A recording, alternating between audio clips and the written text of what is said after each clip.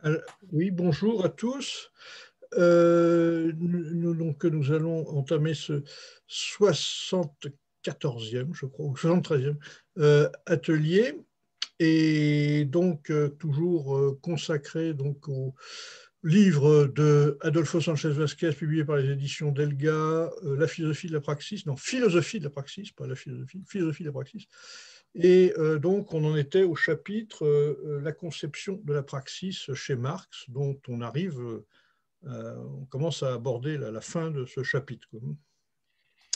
Donc, avant toute chose, donc, je signale que pour ceux qui seraient intéressés à se joindre à cette réunion dans les séances prochaines, il suffirait à ce moment-là de nous envoyer un mail à l'adresse édition au pluriel, sans accent, delga, D-E-L-G-A, pas arrobase,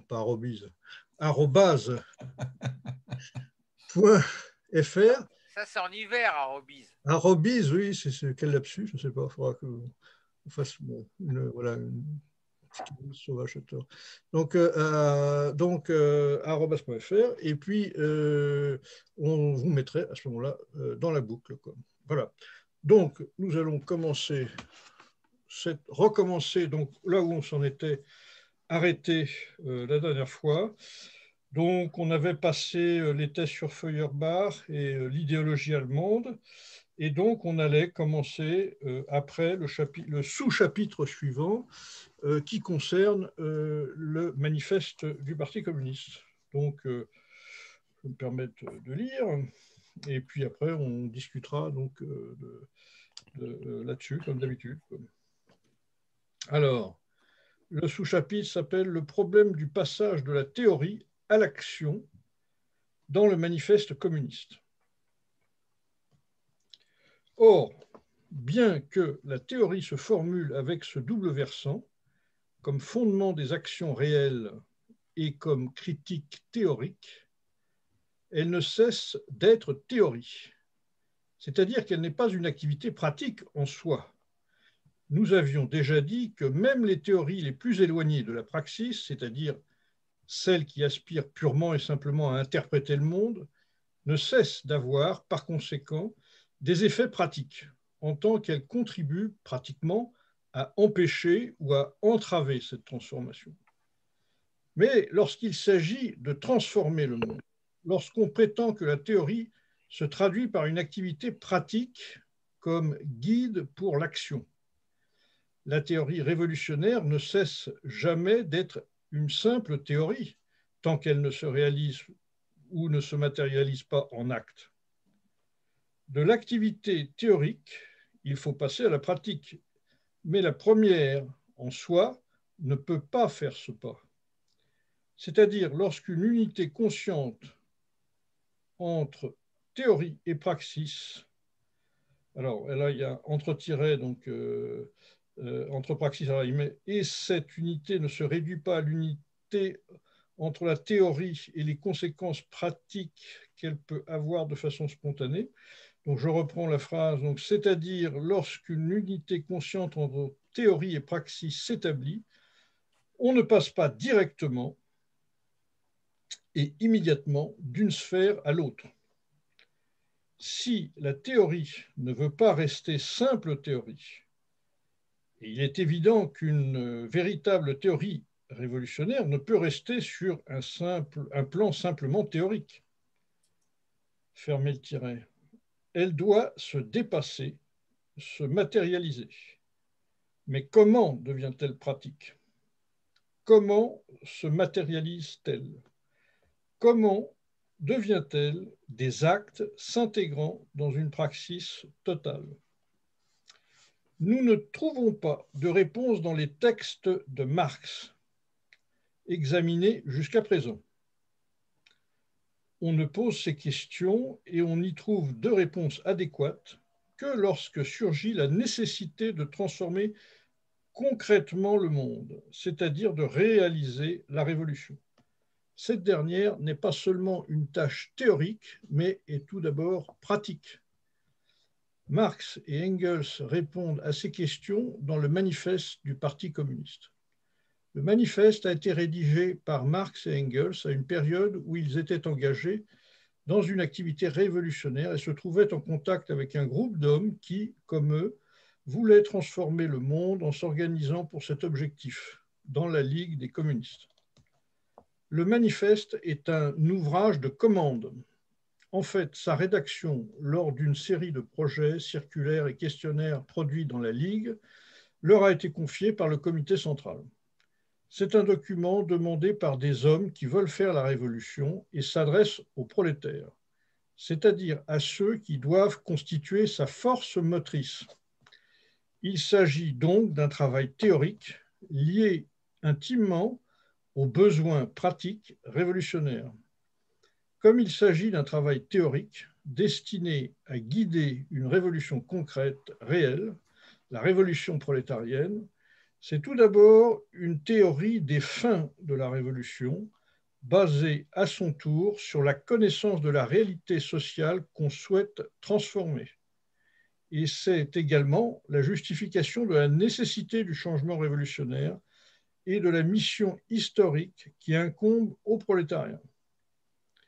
Le manifeste est dans ce sens la théorie d'une révolution qu'on veut déchaîner.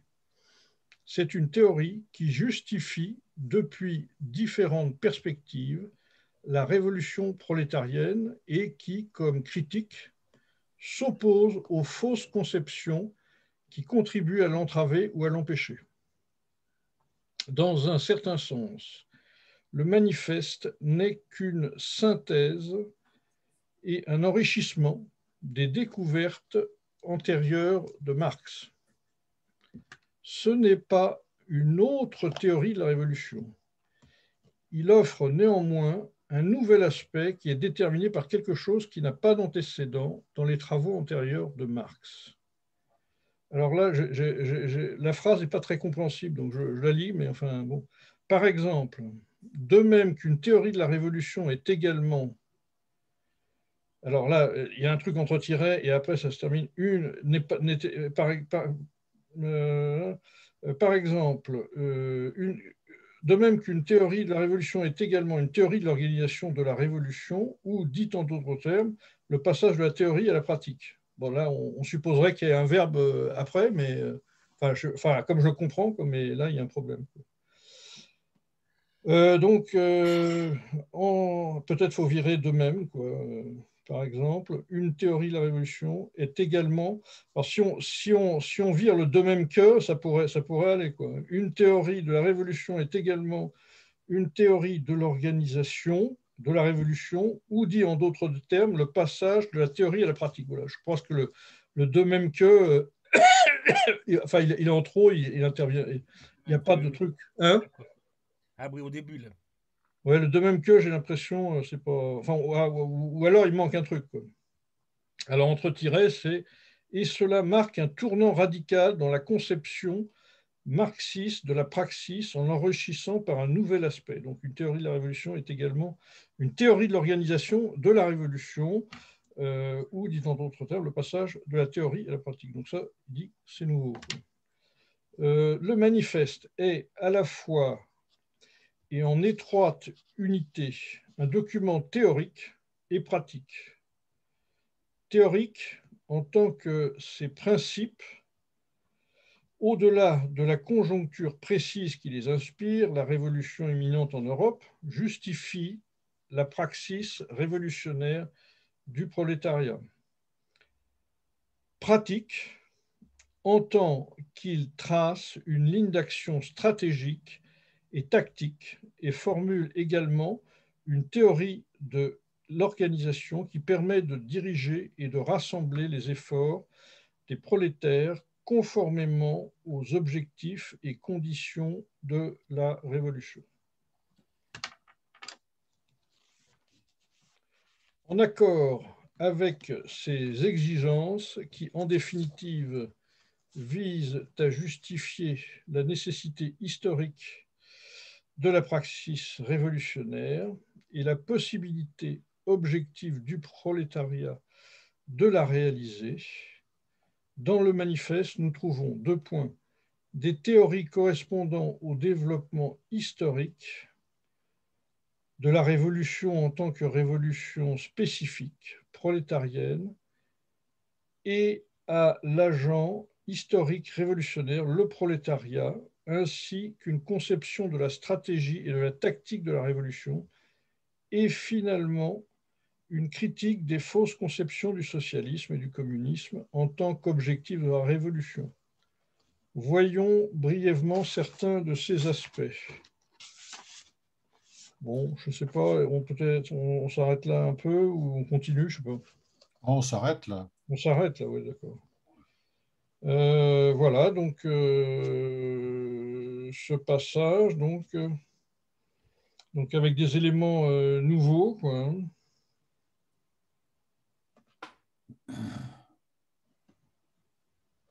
Voilà, bon, enfin, ça, c'est effectivement, il l'avait dit avant, quoi, effectivement, une théorie en soi donc, ne peut pas, fût-elle donc progressiste, iconoclaste, etc., elle ne peut pas transformer le monde par elle-même, quoi. Elle a besoin pour transformer le monde, eh bien,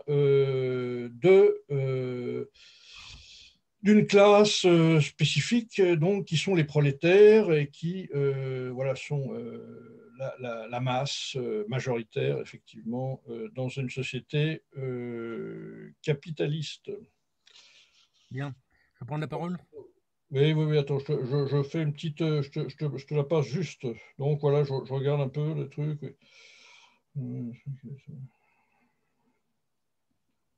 Voilà, il dit aussi que bon, ce qu'il y a de nouveau par rapport aux ouvrages précédents de Marx, c'est que là, il y a une théorie de l'organisation de la révolution.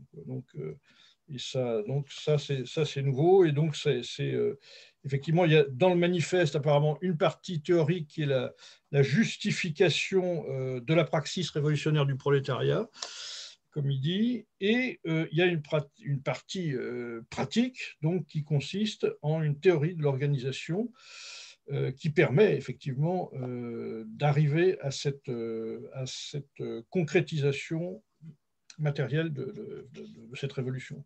Antoine. Oui, je voulais dire simplement que, effectivement, ce qui est important, c'est qu'il y a le passage de la Ligue des Justes. Effectivement, Marx est en contact direct. J'avais vu le film, je vous le conseille, Le jeune Marx. Donc, il est en contact direct avec les ouvriers, voilà, les ouvriers conscients qui veulent, qui ont pris conscience que la bourgeoisie doit être renversée pour prendre le pouvoir, pour que le pouvoir soit pris par la classe ouvrière. Voilà. Engels, c'est là d'ailleurs qu'il rencontre aussi Engels, parce que Engels est en contact direct aussi par son père, par son travail par l'usine, et il prend position très nettement pour la classe ouvrière dans son livre les conditions de la classe ouvrière en Angleterre, c'est ça, hein. Bon, et donc voilà ce qui je pense qui est très important au niveau de la praxis, parce qu'il y a toujours eu de la praxis, parce que l'humanité s'est toujours transformée. L'homo habilis, voilà, ça y est, c'est une rupture totale avec l'animal. L'animal n'est pas n'est pas un animal habilis. Alors, à la rigueur, il se sert d'un bout de bâton, mais après, il le rejette. Bon, l'homme fabrique des outils. Voilà, c'est l'habilis. Bon. Et ensuite, il va maîtriser le feu. Voilà, il n'arrête pas d'être dans une pratique. Alors, évidemment, dans cette pratique, il y a forcément de la réflexion aussi, parce que le feu, il le connaît, soit par les volcans, mais comme un danger, soit par la foudre. Donc, il va faire un bond formidable en maîtrisant le feu, et y compris au début en le recueillant, puis après en sachant le produire lui-même avec la pyrite, la pierre de pyrite là, et le silex. Voilà, donc ça n'arrête pas. Et ensuite, bien sûr, l'esclavagisme qui est un progrès, parce que les peuples arrêtent de se massacrer entre eux, de se scalper, de se tuer. Bon, les ennemis, on les utilise comme main-d'œuvre au lieu de les tuer, quoi. Voilà, donc il y a un progrès énorme sur la maîtrise de la nature. Alors le Moyen Âge est un exemple formidable, puisque ils vont, en donnant des lopins de terre, c'est plus le type qui travaille pour lui-même travaille 10 fois plus qu'un esclave qui traîne toujours la patte. Bon, ils vont défricher l'Europe, ils vont faire des trucs. Et puis, bien sûr, la bourgeoisie qui va développer le commerce et l'industrie, surtout le commerce international, ne l'oublions pas, hein, avec Christophe Colomb. Donc voilà, donc tout ça, c'est des transformations, Marx le dit très bien, du mode de production. Voilà, le mode de production esclavagiste, le mode de production féodal, le mode de production capitaliste. Le mode de production. Tandis que là, il y a un tournant radical qui concerne tout le monde, pas seulement les couches actives, comme les sénateurs romains qui étaient les propriétaires des marchands des esclaves, ou comme les féodaux, bon voilà, les seigneurs, ou bien les bourgeois. Là, c'est vraiment le monde, toutes les cellules de l'humanité, c'est-à-dire les ouvriers, la classe ouvrière, c'est-à-dire tout le monde qui est appelé, dont l'action est nécessaire, non pas pour changer les moyens de production, mais le rapport de production. Le rapport de production n'a jamais changé. Bon, il n'y en avait pas, évidemment, au temps des chasseurs-cueilleurs, mais ça a toujours été un rapport de dominant-dominé, hein, de division du travail manuel et intellectuel. Ce qui n'existe pas, par exemple, dans une scope, puisque dans un scope, c'est les ouvriers qui déterminent eux-mêmes le programme de leur entreprise, qui va l'exécuter et qui surveille. Voilà, donc c'est un retournement. C'est pour ça qu'effectivement, qu'il peut dire, jusqu'à présent, on a interprété le monde. Bon, je ne suis pas tout à fait d'accord avec ça, mais c'était certains groupes qui étaient des élites, bon, comme les philosophes, mais qui n'étaient là, et la masse était toujours religieuse d'ailleurs. C'est à partir de Marx que la religion va complètement s'effondrer. Bon, parce qu'effectivement, elle n'a plus de raison d'être.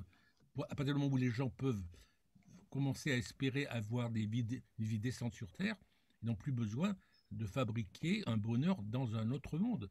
Voilà, donc c'est toute l'humanité travailleuse et en bas qui est appelée, et c'est une nécessité absolue, à retrousser les manches pour une chose qui n'a jamais été faite, parce qu'en vérité, c'est ça le mythe du péché originel. C'est la condamnation de l'esclavage. Il n'y a pas d'esclavage chez les chasseurs-cueilleurs. L'esclavage apparaît dès que la propriété privée apparaît. Dès qu'il y a la propriété privée, il y a forcément le propriétaire et puis l'esclave qui cultive. Voilà. Donc effectivement, il a raison de dire, le monde a été maintenant, il s'agit de le transformer. C'est-à-dire que tout le monde est appelé, pour cette chose qui n'avait jamais été envisagée, de supprimer le rapport de production. Voilà, c'est fini. Il n'y a plus aucune raison que les classes sociales existent, qu'il y ait une division de travail entre manuel et intellectuel. Et c'est ça qui est un bouleversement absolu, mais nécessaire et obligatoire si l'humanité veut survivre. Et c'est ce tournant-là qui apparaît très nettement. Bon, les canuts de Lyon peut-être moins, mais en tout cas les journées de 1848 qui sont dans toute l'Europe, c'est pas du tout des révolutions bourgeoises, c'est des révolutions ouvrières, alors qui sont complètement massacrées, hein, avec Napoléon III aussi pour arriver au pouvoir. Et on voit comment la bourgeoisie les traite. Et là, on a la fin de la Commune hier, aujourd'hui. C'est la classe ouvrière qui, pour la première fois, va se dresser sur le pavé pour revendiquer son pouvoir. Parce que les jacqueries dans le temps, je pense que c'était plutôt des révoltes, comme les Noirs aux États-Unis, parce qu'il y avait un mauvais fonctionnement des seigneurs. Mais ils ne mettaient pas en cause le système, en fait. Non, ils ne le mettaient pas en cause. Tandis que là, c'est la classe ouvrière, avec les écrits déjà de Proudhon, déjà, hein, voilà, qui décrète qu'elle est l'avenir du monde et que c'est elle qui va diriger, parce qu'elle seule est capable de supprimer ces fameux rapports de production. Voilà. Donc il est bien évident que théorie et pratique sont intimement liées, mais intimement liées pour toutes les cellules, tous les êtres humains, et bien sûr en priorité absolue, par ceux qui sont actifs et par les producteurs, voilà le mot, les producteurs, qui effectivement, euh, qui, euh, qui consomment, comme dit Cloutier, consomment moins qu'ils ne produisent, et contre ceux qui consomment beaucoup et qui ne produisent rien. Voilà ce que je pense qui est très important de ce tournant. Alors maintenant, effectivement, on le met en œuvre. Alors tu as fait allusion que par les gens, les gens qui ne sont pas communistes et qui ont vécu en URSS regrettent l'URSS, effectivement, l'Union soviétique, par rapport à ce qui s'est installé de sauvagerie absolue. Apparemment, les gens vivent 10 ans moins. Donc voilà. Donc ça, il ne faut pas nier, contrairement à ce que font certains, y compris les dirigeants du Parti communiste, l'apport incroyable qu'a apporté l'Union soviétique, moi ce que j'appelle un communisme religieux, voilà, parce que c'était quand même parti unique, syndicat unique, presse unique, la Chine, le Vietnam, Cuba, etc. Donc qui sont comme la commune, et que maintenant la porte est ouverte, bien sûr, pour un communisme mondial, et que on pourra pas y échapper. Mais bien sûr que ça ne se fera pas tout seul, ça doit être bâti dans la pratique, et aussi, bien sûr, en même temps, sur le terrain, ce qu'a fait remarquablement Lénine, parce que j'ai vu en feuilletant tout à l'heure qu'il parlait des thèses d'Avril. Lénine a parfaitement adapté le marxisme à une société féodale, qui était la Russie de son époque, et en créant les soviets et le parti, et surtout en créant le parti, parce que ça n'existait pas. Bon, je pense pas que Marx théorise là-dessus, dans la commune non plus. Bon, l'apport incroyable de Lénine, ça a été cette organisation très structurée sur la base du centralisme démocratique, avec des permanents et tout. Donc ça, c'est un apport considérable et incontournable dans le mouvement ouvrier. L'apport considérable de la commune de déclarer que la classe ouvrière est l'avenir du monde, et l'apport considérable de Lénine sur le terrain, bien sûr, je parle là du terrain, d'une organisation absolument nécessaire pour permettre à la classe laborieuse de prendre conscience de ses conditions de vie et du rôle qu'elle a à jouer. Donc voilà ce que j'en retiens, c'est que c'est vraiment un tournant incroyable dans l'humanité.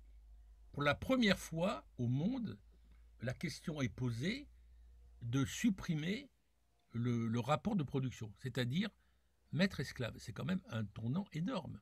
Voilà. Alors, les religions, enfin, quand elles le proposaient dans l'autre monde, bien sûr, c'est un apport aussi, ça, que le christianisme se permet, contrairement aux païens, aux dieux de l'Olympe, de dire que tous les êtres humains, quel que soit leur sexe, quelle que soit leur ethnie, ou quelle que soit leur classe sociale, ont la même dignité, hein, ont la même dignité absolue, puisqu'il y a des esclaves qui sont saints, des femmes aussi, saintes blandines. Mais là, on ne réalise pas ça dans l'autre monde, on le réalise concrètement. Et c'est pour ça qu'effectivement, que la religion de l'autre monde, ben, elle n'a plus de raison d'exister, elle disparaît. Voilà ce que je voulais dire. Donc c'est un travail énorme, mais c'est incroyable, parce qu'on a tout. On a toutes les richesses, alors que ces richesses sont dilapidées dans des guerres, bon, 70, 14, 18, des guerres mondiales, on bombarde les gens, etc. Et puis sans parler, comme dit Kluskar, le capitalisme de la séduction, tout le gâchis incroyable. Il y a toutes les richesses pour que tout le monde puisse vivre décemment, et la classe qui a le pouvoir s'ingénue à les dilapider, soit pour détruire l'humanité, soit pour la dévoyer. Donc, et évidemment, les gens marchent dans le capitalisme de la séduction, donc il faut leur faire prendre conscience, parce qu'évidemment, il ne suffit pas d'être à la rue, de perdre son boulot. Il y a beaucoup de petites entreprises, quand ils sont pour le capitalisme, bien sûr. Quand ils font faillite, ben, qu'est-ce qu'ils font? Ils tuent leurs femmes, leurs enfants, ils se suicident. Alors en réfléchissant un peu, ils auraient pu prendre conscience. Il n'y a que la classe ouvrière, voilà, parce qu'elle est concentrée dans les manufactures et dans les usines, qui prend conscience, je crois que Marx le dit, qu'il n'y a pas de solution individuelle. Les petits paysans qui travaillent comme j'allais dire comme des nègres, ils travaillent très dur. Les petits paysans, les petits artisans qui travaillent très dur, ils sont dans l'individualisme absolu. Donc la classe ouvrière, parce qu'elle est concentrée sur le même lieu de travail, en prend conscience. Et c'est ça la force du Parti ouvrier. Voilà. Donc il y a tout ce travail d'éducation, donc théorique, et des luttes sur le terrain, donc qui ont lieu en permanence, hein, les canuts de Lyon, les grèves, etc., pour réaliser cet objectif indispensable, comme l'a fait la Révolution française, mais en gros avec Robespierre, il ne faut pas l'oublier, il donnait la terre aux paysans. Donc cette révolution qui est une nécessité absolue, mais qui ne pourra pas se faire sans un énorme travail. Un énorme travail, et puis des difficultés, parce que n'oublions pas que ceux qui s'attellent à ces tâches-là, ben, elles sont mal vues par le système. Marx a quand même été expulsé d'Allemagne, expulsé de Belgique, il se retrouve en Angleterre, et il vit, on voit bien, il vit plus ou moins dans la misère. Donc, et puis alors, ils ont tous été déportés, hein, plus ou moins. Les Lénine dans les goulags et tout, etc. Donc les persécutions. Donc ce travail, évidemment que les gens en place ne se laissent pas faire.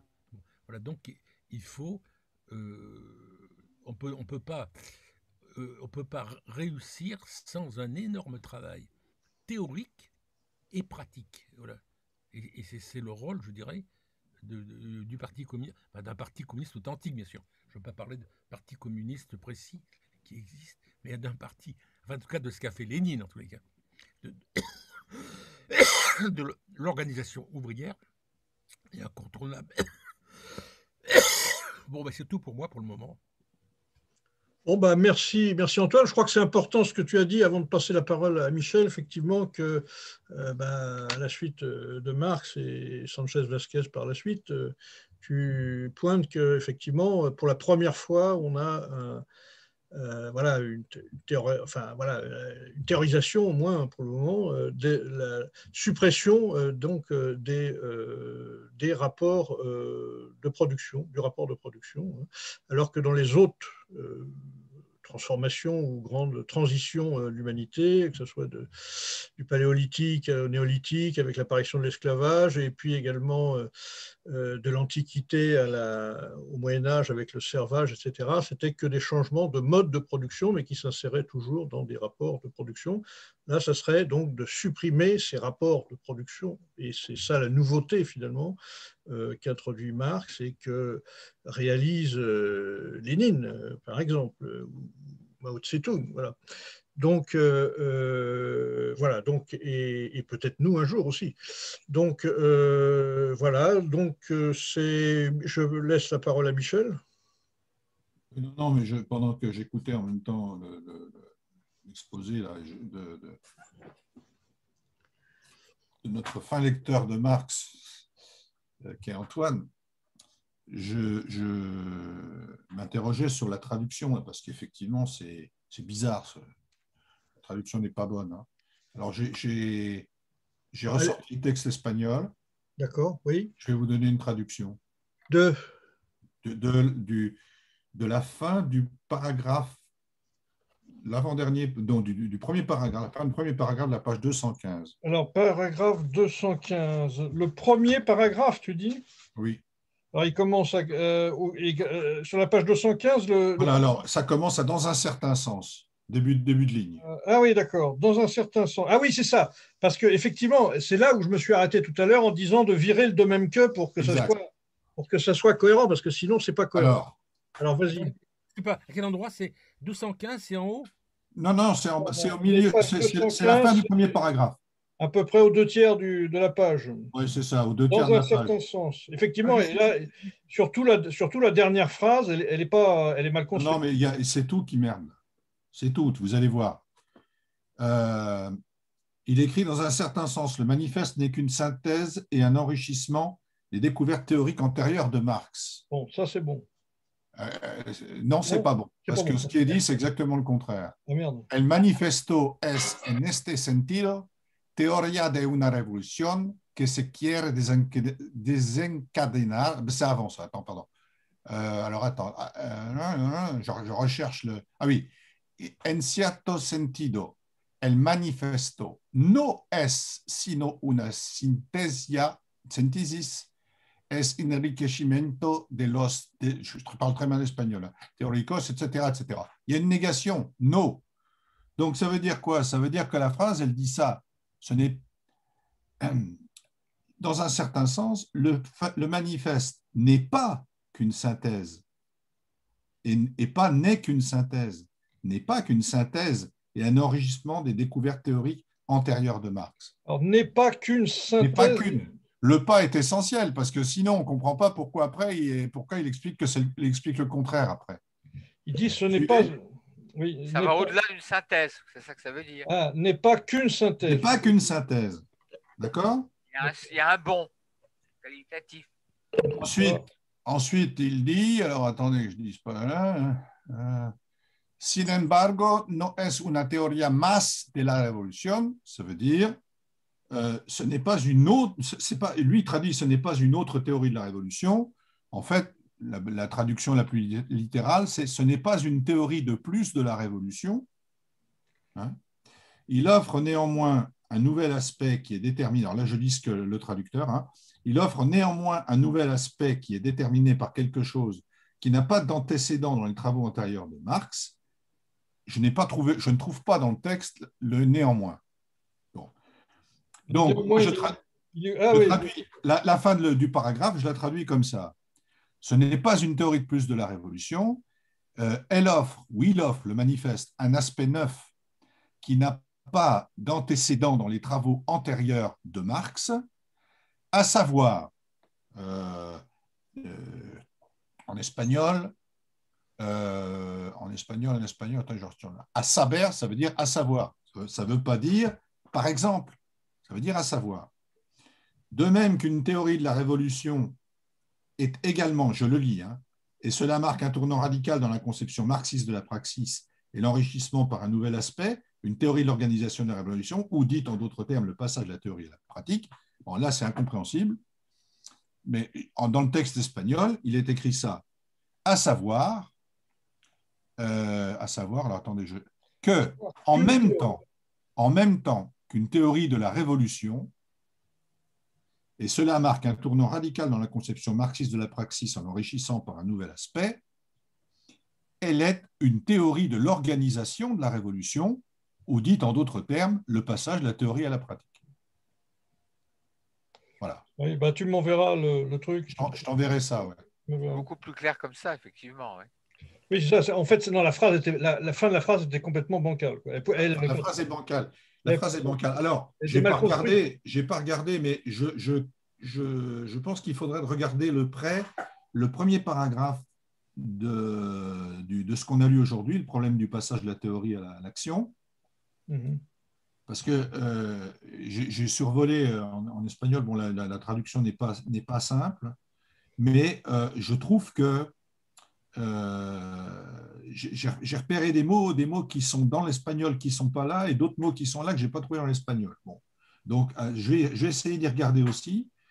Au-delà de ça, on retrouve une thèse alors là, je viens dans le fond. Hein. On retrouve ici une thèse de Sanchez Vasquez qu'il a déjà exposée, qu'il réexposera, qu'il développera notamment dans un article de 77, je crois, je ne me rappelle plus comment s'appelle cet article, un des rares articles qui a été publié en français de Sanchez Vasquez, qui est que la théorie n'est pas une pratique.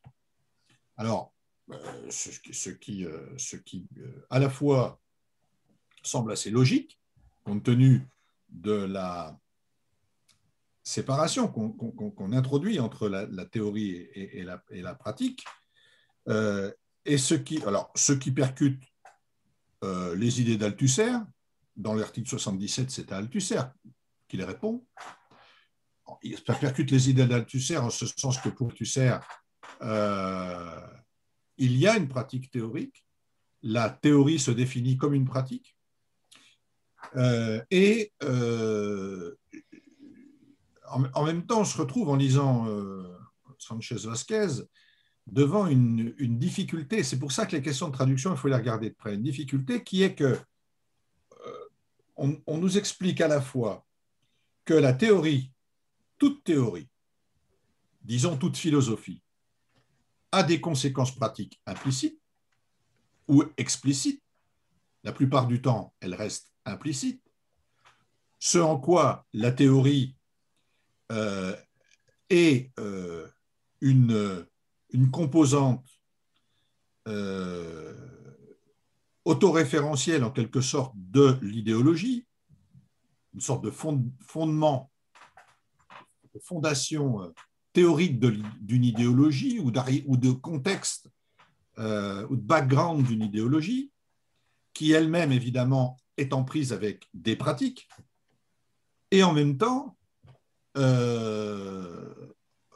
on nous explique que la théorie révolutionnaire, pour être pleinement révolutionnaire, elle a besoin d'une pratique. Alors, il faut choisir. Soit toute théorie est quelque part la théorie d'une pratique, solidaire à une pratique, ou bien seule la théorie révolutionnaire est solidaire d'une pratique. Je ne sais pas si je me fais comprendre. Oui, attends, je fais une petite incise parce que Oui. moi, je crois qu'il dit que les théories qui sont actives, c'est les théories qui permettent la non-transformation du monde. C'est-à-dire toutes les idéologies, dans la mesure où elles embrouillent tout, permettent la non-transformation du monde et elles sont effectivement actives par négation, si tu veux, dans la pratique. D'accord, Mais il dit que les théories qui entraînent la transformation du monde, elles ne peuvent pas par elles-mêmes, si tu veux, transformer le monde. Voilà, c'est ça. Les théories qui ne transforment pas le monde, c'est-à-dire l'idéologie telle qu'on la connaît et qui est dans les médias, etc., toute la journée. C'est bien. Alors, je suis tout à fait d'accord avec toi, avec ta lecture, et c'est précisément cette lecture-là qui m'interroge. Parce qu'une idéologie qui ne transforme pas le monde, elle est en lien avec une théorie avec une pratique de la non-transformation du monde, du statu quo. Vous comprenez ? Elle n'est pas dans une bulle séparée du monde non plus. Elle est en lien avec une sphère idéologique qui participe de la conservation du monde tel qu'il est et des pratiques qui s'y rattachent. Il y a une pratique capitaliste. Et qui n'est pas qui est Il y a une pratique, conservation. il y a une pratique de classe pour toutes les classes et pas simplement pour la classe ouvrière. Oui, mais c'est lié à des non-transformations. Non, je ne suis pas d'accord. Le capitalisme. Vous allez me dire qu'aujourd'hui, le capitalisme financier ne transforme pas le monde ? Ah ben, il le transformera profondément. Non, mais attention, on parle de, comme l'a dit Antoine, on parle de transformation révolutionnaire. Révolutionnaire et pour abolir les rapports de production. Je suis d'accord avec toi, mais à ce moment-là, ça veut dire quoi ? Ça veut dire que la ligne de démarcation, elle ne peut pas passer par là. Elle ne peut pas passer par le rejet du statut pratique de la théorie. La théorie participe d'une pratique qui est une pratique du maintien de l'ordre existant, de la non-transformation du monde. Mais c'est une pratique. Oui, mais attention, parce que là, quand même, on a lu les thèses sur Feuerbach avant, on a bien vu que Marx faisait bien une compartimentation entre pratique et théorie, et qu'il ne gardait en gros que des théories qui se retournent sur la pratique, mais que toutes les théories qui s'isolent de la pratique, ce qui sont les théories de la propagande idéologique actuelle et de tout temps, eh bien, celles-là, elles sont à balayer, quoi. Donc, il n'est pas. Alors, si tu confonds, comme Althusser, peut-être la théorie et la pratique sans les compartimenter. Non, je ne dis pas toi, mais je veux dire, si Althusser, tu parlais d'Althusser, quoi. Donc, qui dit que oui. la théorie comme pratique, quoi. Et bien, tu risques effectivement de passer, disons, à côté de tout ça. C'est-à-dire que là, est-ce que l'apport que Marx, après Hegel, montre justement en essayant de serrer un peu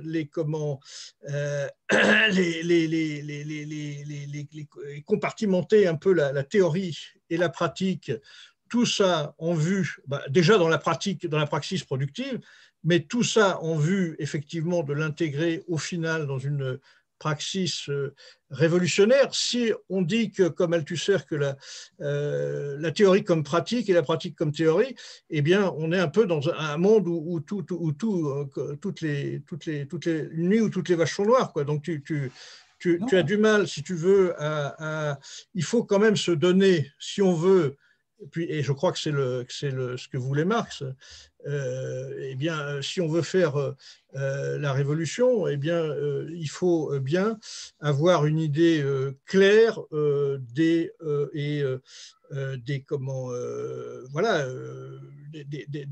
enjeux pratiques et des enjeux théoriques, quoi, puisque la théorie n'est là que pour, même dans la praxis productive, la théorie n'est là que pour faire la pratique. Il n'y a pas de théorie en l'air qui survolerait les océans, etc. La théorie n'est que parce qu'il y a de la pratique. Elle n'est que quand elle se retourne sur la pratique. Sinon, il n'y a pas de besoin de théorie, quoi. Et toutes les théories qui, finalement, sont en négation par rapport à ça, eh bien, négation finalement du producteur, quoi, eh bien, ce sont les théories qu'on a connues depuis l'aube de l'humanité jusqu'à Marx, quoi. Donc, je pense que, moi, je crois que c'est quand même très important de garder une étanchéité, si tu veux, entre la pratique et la théorie. Moi, si tu permets, moi je ne me caractériserai pas comme althusserien. Je lis Althusser comme je lis Sanchez Vasquez. Oui, non, mais c'est ça.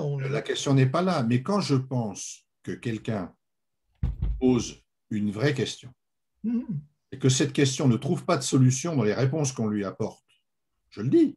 Ah oui, non, il faut. Je pense que Althusser, sur ce point précis de la pratique théorique, pose une vraie question.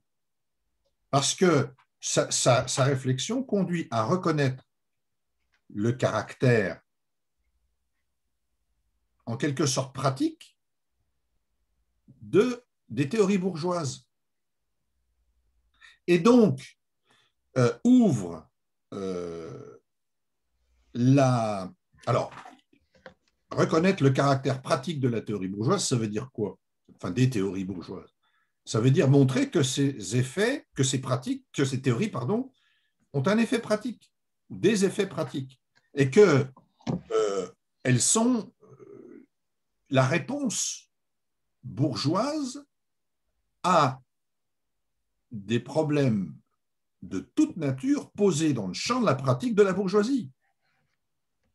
Et donc, combattre les théories bourgeoises dans le champ de la pratique, c'est développer une pratique théorique nouvelle, une pratique théorique différente. Bien. Alors vous allez me dire, c'est pas parce qu'on aura les meilleures idées du monde que la révolution sera faite. Bien évidemment, bien évidemment. Et c'est là que je crois que le lien entre théorie et pratique dans la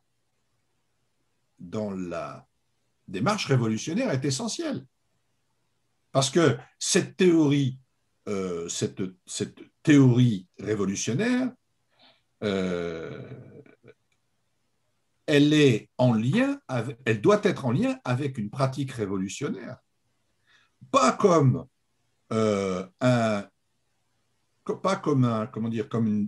une doctrine qui s'applique à la réalité, mais comme l'image sans cesse retravaillée et dynamique de la conscience pour soi du travail révolutionnaire. Voilà, moi c'est comme ça que je le vois. Et je trouve que même dans surtout dans l'article de 77 d'ailleurs, je pourrais vous donner les références après. Oui, tu nous les donnes. Oui, mais on en a déjà parlé. Hein. Je trouve que c'est l'empressement du monde philosophique, du mainstream marxiste de l'époque, dont je pense Sanchez Vasquez globalement fait partie. D'ailleurs, je vous dirai après quelque chose là-dessus. L'empressement à combattre Althusser, il faut s'en méfier parce que parfois on tape à côté et on évite de discuter sur le fond. Voilà. Alors après que je le dis et je le répète, je ne suis pas althussérien. Voilà, je ne suis pas un mec qui ressort 40 ans après les credos de sa jeunesse. Ce n'est pas ça la question. La question, c'est de quoi parle-t-on, qu'est-ce qu'on en dit et qu'est-ce que ça nous apporte. Voilà. Alors, ce que je voulais vous dire entre parenthèses, c'est que j'ai eu l'occasion de discuter il y a quelque temps avec quelqu'un qui a croisé dans le monde philosophique communiste français des années 70. C'est un homme très vieux, hein, il était à la réunion de 66, c'est pour vous dire, il devait être jeune, à la réunion de 66 du Comité central bureau politique et philosophe communiste, qui était un grand moment de découverte par la direction communiste de l'existence d'autres philosophes que de Garaudy, hein, en gros, et qui a préludé à l'évacuation de Garaudy quelque temps après. Donc, il était présent là, et lui m'a dit, on avait connaissance de Sanchez Vasquez. Et on a été chercher on appréciait Sanchez Vasquez pour le combat qu'il menait contre les althussériens en Amérique latine. Mais on ne connaissait que ça de Sanchez Vasquez. On n'avait personne qui travaillait vraiment sur l'œuvre de Sanchez Vasquez. Pour nous, il était un camarade de combat dans dans la dérive gauchiste, structuralo-gauchiste, si on veut, hein, c'est comme ça qu'il le voyait, qui était à l'œuvre chez les théoriciens communistes et notamment à l'UEC à l'époque, à l'Union des étudiants communistes à l'époque. Voilà. Donc, je crois que... Alors, mon interrogation va plus loin. Ou peut-être s'effondre-t-elle là, je ne sais pas. Bon. Mais parce que dans cette notion de praxis, il y a quelque chose qui moi, me tient à cœur et que je ne retrouve pas toujours. Pour moi, il n'y a pas de pratique que politique. Ah ben non. Oui, mais je suis désolé, quand on oppose la pratique bourgeoise à la pratique révolutionnaire et qu'on circonscrit la problématique de la pratique à ça, on est dans le champ du politique. Pour moi, toute forme d'activité humaine relève de la praxis humaine. La transformation, l'autotransformation de l'homme par lui-même dans le mouvement de la phylogénèse, c'est le mouvement de l'activité dans sa globalité. Le travail est ce qui n'est pas aujourd'hui reconnu comme du travail, mais ce qui pourra forcément, potentiellement demain, être reconnu comme du travail. Travail associatif, le travail de la femme au foyer, tout ce qui est production et rapport social de production, alors sous certaines conditions d'interrogation, de discernement, un travail d'élaboration de contenu de tous ces objets. Mais il faut interroger tous ces objets, parce que sinon, à tourner tout le temps autour du travail, et singulièrement de la question du travail salarié, on ne sort pas du rapport social capitaliste que Marx a lui-même dépeint. Pour Marx, l'acmé du rapport social capitaliste dans le travail, c'est le salariat. Vous voyez ? Donc, alors, vous allez me dire, c'est une façon de faire plaisir à tout le monde et de faire en sorte que tout le monde se retrouve dans... Non. La question, c'est transformation de la société demain, ici en France, dans le monde. Quel est le statut du travail ? Quel contenu du travail ? Qu'est-ce que produire demain ? Est-ce que produire demain, c'est produire dans le cadre salarial, avec de meilleures conditions de travail, ou est-ce que c'est autre chose ? tout à l'heure, Antoine parlait de l'abolition des rapports sociaux d'exploitation. Ben, je crois qu'on est en plein dans cette question. Très bien, merci. Quelques mots. Il y avait Marc qui voulait. Oui, quelques mots quand même, parce que Marc n'a j'ai rien dit encore. Non, mais attends un petit peu là. Je voulais te dire, Michel, le philosophe que tu as cité, là, que tu as parlé, qui est très âgé, tu peux nous dire son nom? Non, pas non, Guibert? non, non. Ah, bon, okay. Oh, il vous dirait rien. Il vous dirait rien. Mais non, non. Il a. Bon, très bien, très bien. Il a souhaité rester anonyme. C'est les années 66. Dit en passant, il nous a regardé. C'est le comité central de 66. 1966. Alors, ceci dit, avant de laisser la parole à Marc, juste une petite insiste. Je crois février 1966. De 10 secondes. Ce n'est pas une réunion du comité central. C'est une réunion du bureau politique, de membres du comité central, dont Garaudy, et d'intellectuels communistes qui avaient de près ou de loin à voir avec une activité philosophique. Dedans, il y avait des scientifiques, des philosophes, des sociologues, etc., des économistes, etc. C'est une réunion à laquelle Althusser a participé. Il y a eu d'autres réunions ensuite à laquelle Althusser n'a pas participé, mais bon, il était malade, il était à l'hôpital psy à l'époque. Mais voilà, c'est un moment de l'évolution de la position du parti sur la question de la philosophie marxiste. Très bien. Juste, avant de laisser la parole. Attends, laisse poser la question. Il y a eu des publications là-dessus, non? Il y a eu des écrits. Alors, non, il n'y a pas eu de publication là-dessus. Moi, j'ai eu connaissance de cette réunion en lisant les lettres à Franca d'Althusser. Voilà. Mais il n'y a pas, je ne crois pas qu'il y ait eu une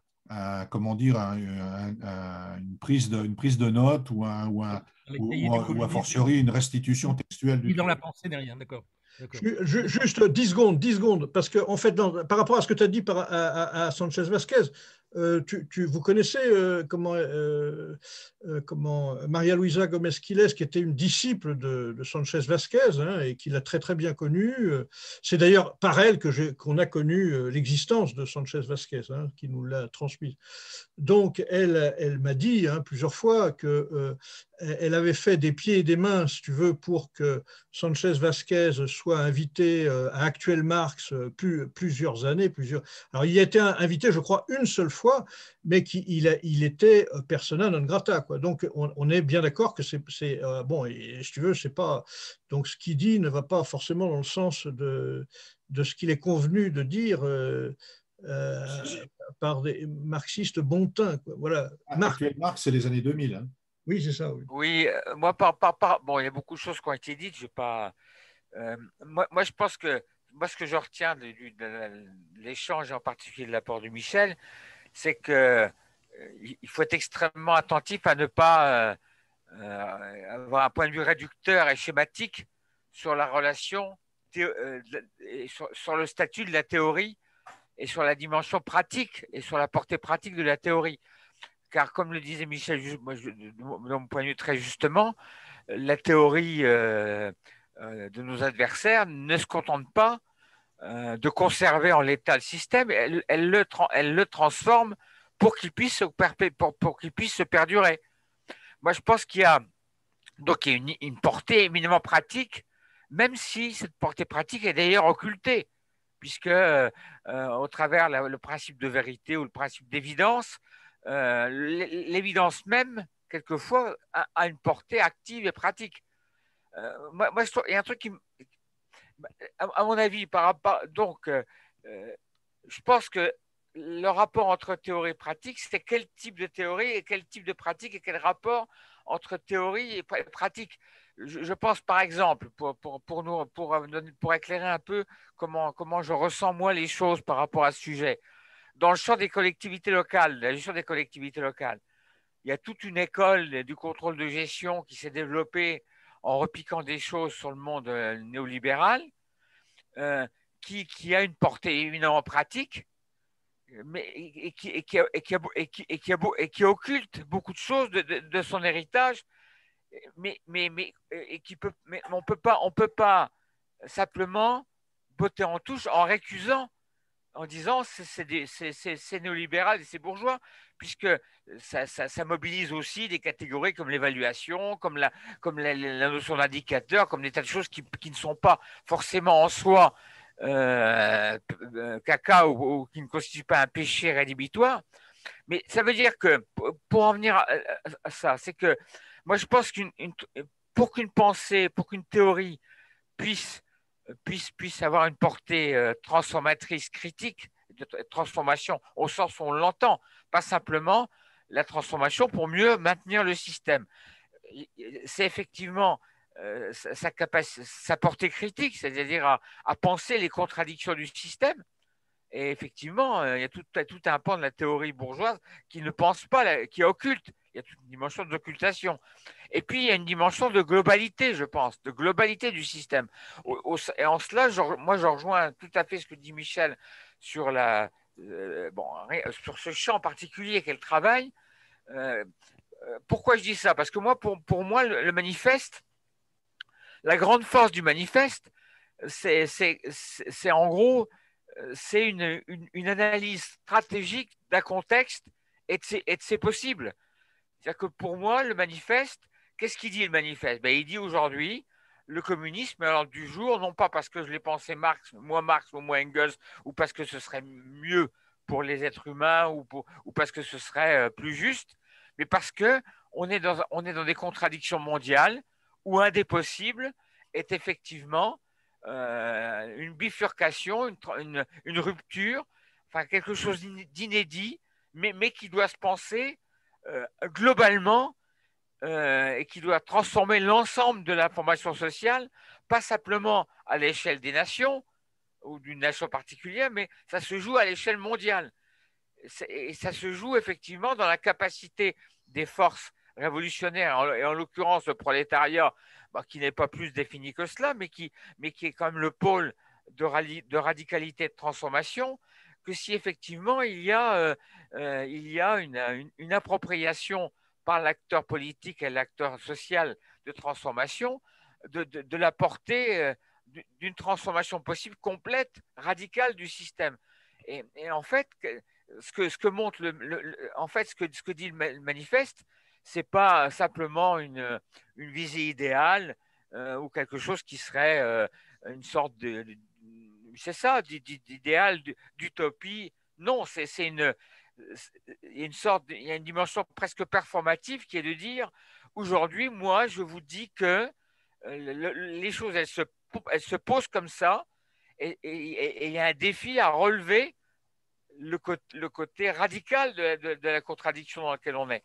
C'est-à-dire que le monde semble voué au nationalisme, au repli sur les nations. Non, c'est uniquement si on est capable d'avoir une perspective, une visée mondiale qui ne nie pas la nation, mais qui la dépasse en perspective,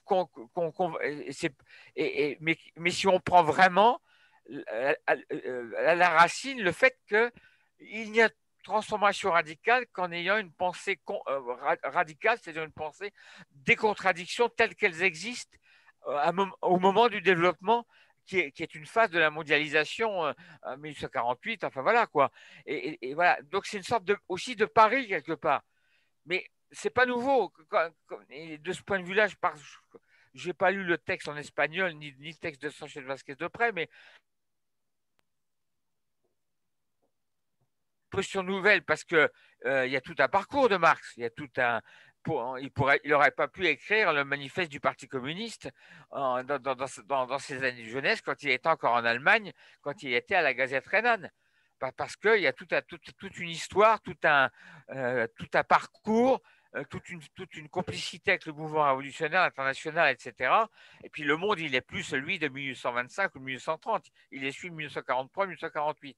Mais quelque part, dans la critique de la philosophie du droit de Hegel de Marx, le jeune Marx, il dit, il est sur la même posture quand il dit il n'y a de révolution possible en Allemagne que prolétarienne non pas parce que ce serait mieux, ou parce que je voudrais, ou parce que je le rêve, mais parce que le peuple allemand est supérieur aux autres, hein, ou parce que le peuple allemand est supérieur aux non, autres. c'est parce que le contexte géopolitique et le contexte du peuple allemand dans le champ des contradictions mondiales fait que s'il veut faire une révolution, elle ne peut être que prolétarienne.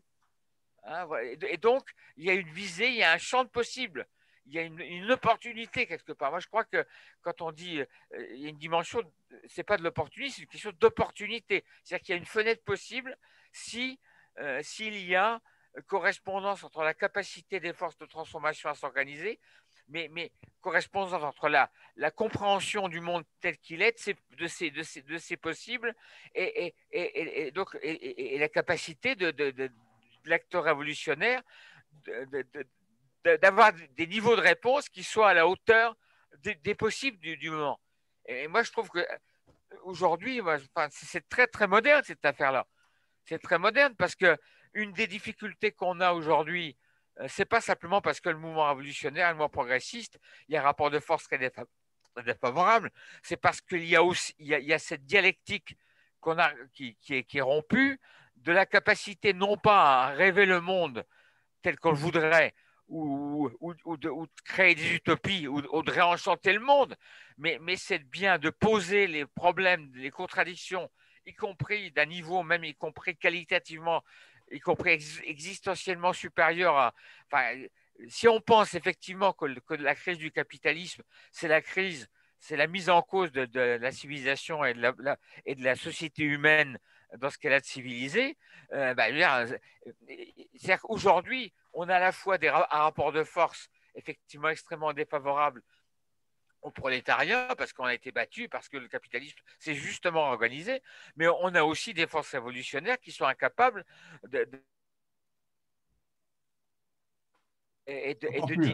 au même niveau, tu vois, quelque part. De ce point de vue, c'est pas pour encenser le texte que nous a proposé Michel il y a quelques semaines ou quelques mois, mais je pense que situer les enjeux au bon niveau et les situer en resituant bien le champ des possibles, ça ne règle pas la question pratique de l'organisation et d'un rapport de force réel à construire.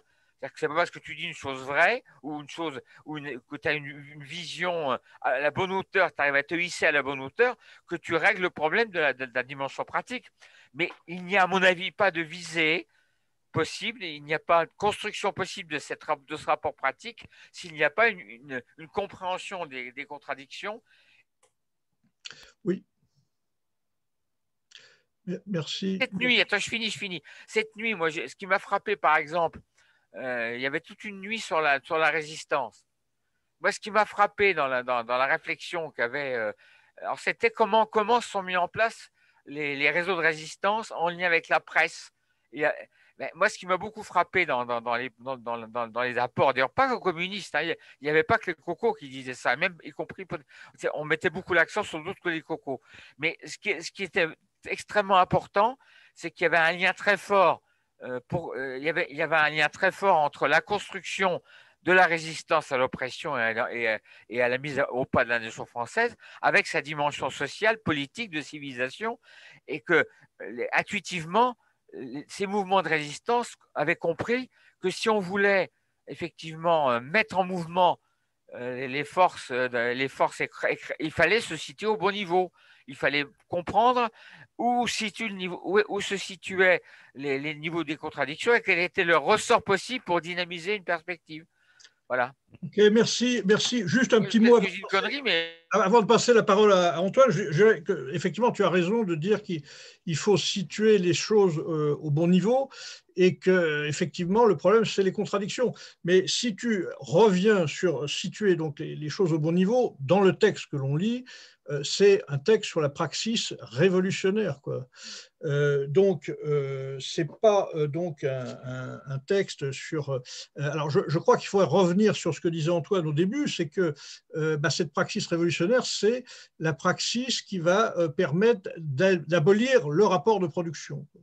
On est dans une praxis bien particulière. Et, de production d'exploitation. Voilà. Donc, c'est une praxis. C'est une praxis bien particulière, et donc c'est de celle-ci qui est à abolir. Alors effectivement, tu parles des contradictions, mais justement, les contradictions, quand elles apparaissent, elles peuvent être. Il y a deux choses. Soit les contradictions qui apparaissent, eh bien, tu peux avoir un discours qui les suture, c'est-à-dire un discours de la propagande qui vient cacher finalement ces contradictions pour qu'elles n'apparaissent pas. Parce que si elles apparaissent, tout explose. Donc, si les contradictions apparaissent, eh bien, tu as transformation du monde, parce que les gens s'en saisissent, parce qu'elles sont… Donc, la praxis, c'est une praxis qui veut transformer le monde, transformer le rapport de production, hein. Et voilà, donc c'est une praxis donc, qui est bien spéciale. Sanchez Vasquez, je lis quand même le passage de Sanchez Vasquez. Hein. Alors, nous avions déjà dit que même les théories les plus éloignées de la praxis, les théories bourgeoises, quoi, hein, c'est-à-dire celles qui aspirent purement et simplement à interpréter le monde, donc à maintenir le statu quo, c'est-à-dire à maintenir finalement les contradictions suturées, c'est-à-dire qui n'éclatent pas, et pour maintenir le statu quo, disons que pour maintenir la non-transformation, c'est ça, c'est que la transformation dans ce sens-là, c'est la transformation qui aboutit à l'abolition du rapport de production. En aucun cas, la bourgeoisie n'est dans un processus de transformation, puisqu'elle n'a aucun intérêt, évidemment, à ce que les rapports de production soient abolis. Sa théorie à elle va être une théorie qui va empêcher les contradictions d'affleurer, c'est-à-dire empêcher. On est d'accord là-dessus, c'est pas un problème. Alors là non mais c'est important, c'est-à-dire que finalement, on peut pas dire que la praxis bourgeoise, s'il y a une praxis bourgeoise, la théorie bourgeoise, la théorie bourgeoise permet à ce que les contradictions n'apparaissent pas. Disons que c'est une anti-praxis révolutionnaire, une praxis contre-révolutionnaire. C'est-à-dire je suis pas certain que la… Elle permet que justement qu'il n'y ait pas de transformation. Oui, mais non, d'accord. Non, mais attends. Je finis de dire quand même le truc de Sanchez Vasquez, parce qu'il le dit. Hein. Donc, c'est-à-dire celles qui aspirent purement et simplement à interpréter le monde ne cessent d'avoir par conséquent des effets pratiques. Ben oui, en tant qu'elles ne peuvent, elles empêchent finalement la transformation. Disons que c'est une non-transformation du monde. Dans ce sens-là, effectivement, c'est pratique. En tant qu'elles contribuent pratiquement à empêcher, voilà, il le dit, hein, empêcher ou à entraver cette transformation. Donc, si elles servent à empêcher ou à transformer cette transformation, ce n'est pas une transformation, c'est une anti-transformation. C'est une non-transformation. Mais je pense que, moi je pense que dans la transformation, moi je pense que la pensée bourgeoise, néolibérale, capitaliste, tout ce que tu veux, a une portée transformatrice. Moi je pense qu'une des questions qui est posée, c'est la notion cette pensée, c'est le niveau. Oui. C'est comment. Ça veut dire comment en fait, en gros, cette pensée transforme des choses dans le rapport social sans mettre en cause fondamentalement ce rapport social dans ce qu'il a de plus fondamental. Et de ce point de vue, moi je pense que la force du manifeste, c'est d'affirmer quelque part que, il n'y a transformation possible et dépassement du rapport d'exploitation et du rapport capitaliste qu'à l'échelle mondiale. Que c'est possible parce que le développement du capitalisme rend cette question, rend ce dépassement possible. C'est-à-dire qu'il ne peut y avoir de mise en cause du rapport d'exploitation et de la structuration de la société de classe qu'en s'attaquant effectivement à sa racine de manière radicale. Mais ce que dit Marx aussi dans le manifeste, c'est qu'il ne s'agit pas de créer un parti des communistes qui aurait la vérité. Les communistes, c'est ceux qui poussent. C'est que ce mouvement-là, il concerne tout le monde et qu'en fait, ce mouvement de transformation de l'état du monde existant, il est déjà à l'œuvre et que c'est pas en gros, c'est pas une secte qui va dire au monde ce qu'il doit penser, c'est que c'est une force politique d'un type nouveau qui va aider le monde à accoucher, qui va aider les catégories les exploitées, qui va aider tous ceux qui veulent un dépassement du rapport d'exploitation et de domination à accoucher de cela. Ce qui est une manière de concevoir le politique qui est quand même très différente, y compris. C'est qu'en fait, voilà, et moi je pense, pour dire les choses très clairement, mais c'est en tout cas ma conviction personnelle quelque part, que une des difficultés, une des forces de la perpétuation de la domination et de l'exploitation aujourd'hui, c'est la capacité des forces de transformation au niveau national et mondial à appréhender les contradictions du capitalisme telles qu'elles sont aujourd'hui. Et c'est en cela aussi que moi je pense que le repli nationaliste ou nationalitaire ou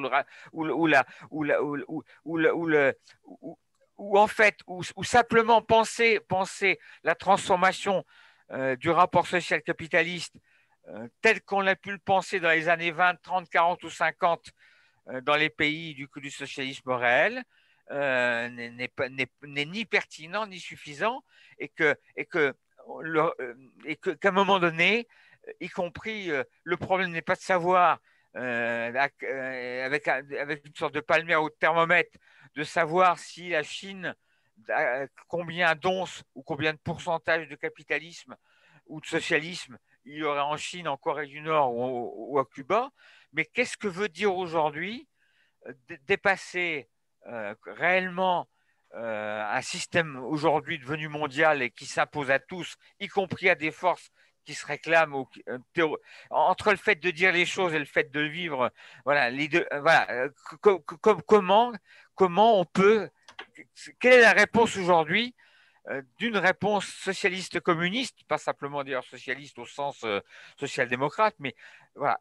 Et moi je pense que si on ne pense pas l'état du monde tel qu'il est dans sa dimension la plus globale jusqu'à la racine, on n'arrivera pas à proposer un projet, à ouvrir une perspective et avoir une dynamique et à ouvrir une logique de dynamique aux forces qui sont aujourd'hui complètement écrasées par le système. Et c'est l'ensemble de la société humaine dire qu'aujourd'hui est menacée par le système. Donc voilà, moi je.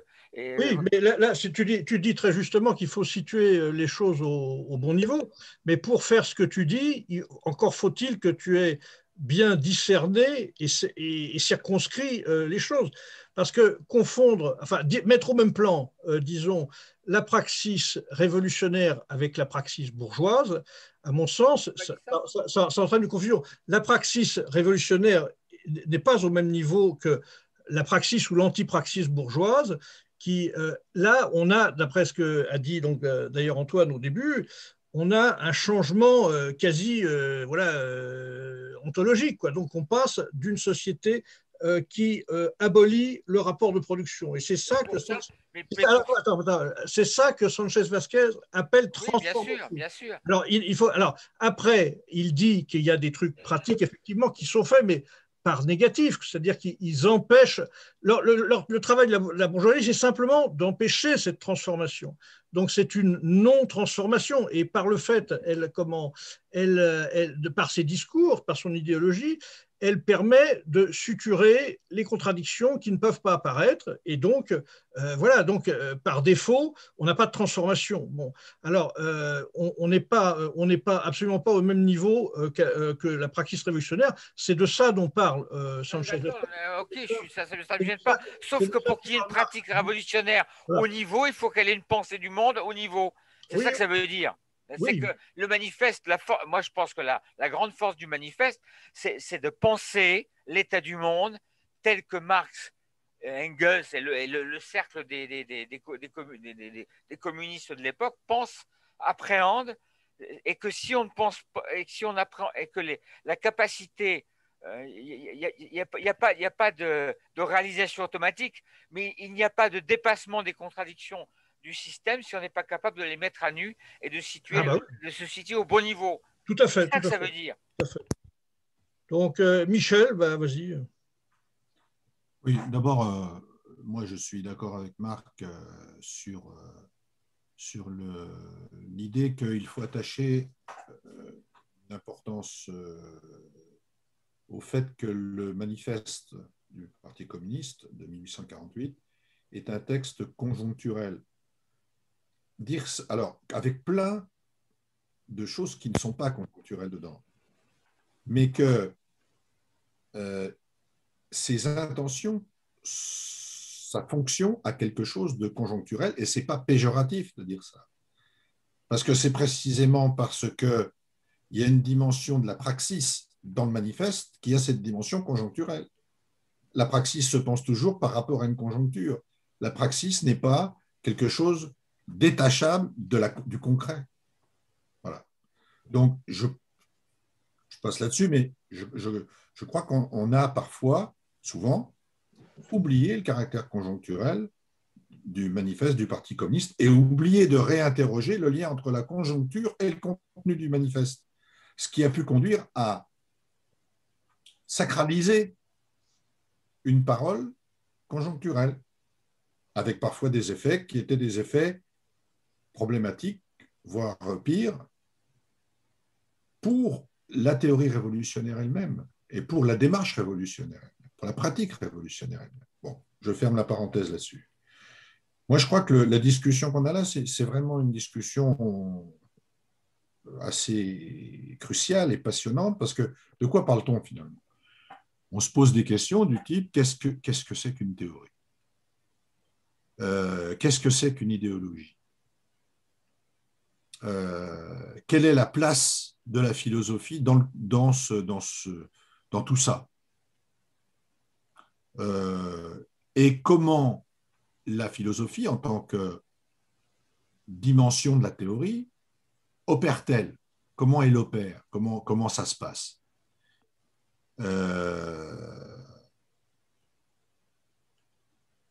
Et je crois qu'effectivement, Marx nous propose de réfléchir à un nouveau lien entre la praxis et la philosophie, qui est lié à la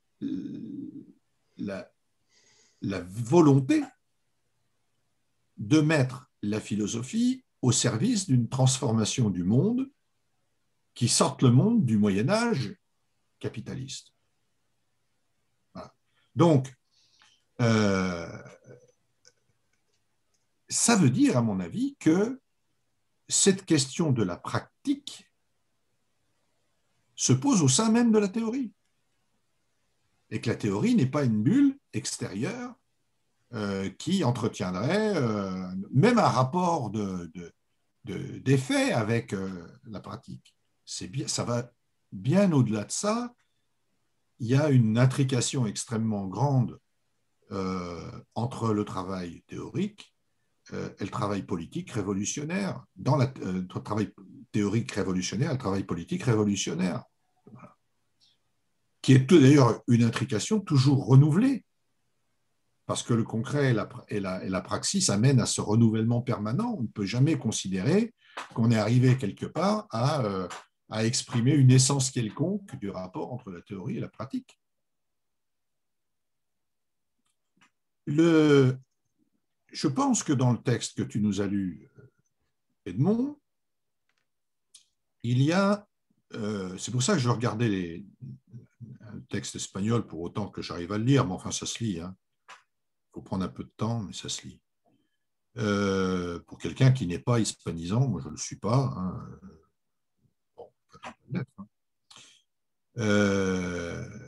y a des choses qui m'interrogent.